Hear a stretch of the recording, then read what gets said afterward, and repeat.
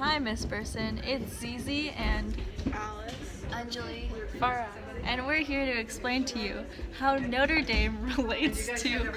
Yes, do you want to say hi to yourself? Hi. Yes. Okay, that was you, and now we're gonna explain to you. Okay, so our first thing. Oh, we can't switch this around. So, okay, in Manly, we have Miss Riley as the central nervous system because she's basically the head of everything. The central nervous system has the brainstem and the spinal cord, and she's basically is the head of everything and is the basis of the brain's activities and stuff. And then next to her we have Mr. Bracco and Miss Tupe Farthing as the peripheral nervous system because they basically do tasks like off of the central nervous system, and they're basically help out Miss Riley with things. And then we also have the gates, which is the cerebral cortex. So the gates of in front of in front of the school are basically the cerebral cortex because they protect and support the people inside. And then we have the SLC and Bounce Back, the song Bounce Back, oh, from freshman year. Is like plasticity because even after damage and stuff, like your brain can relearn and become better. And then we have yoga class, which we're representing as a cerebellum because that's where we balance our bodies and exercise. And then for music, we have that as sensory neurons because it's one of our senses and we hear the music.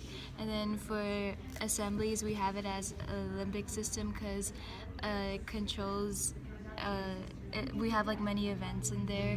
And then for Spirit Week games, we put it as motor neurons because that's where all of us are moving around and playing games and stuff. For dendrites, we had studious people because they take in all the information.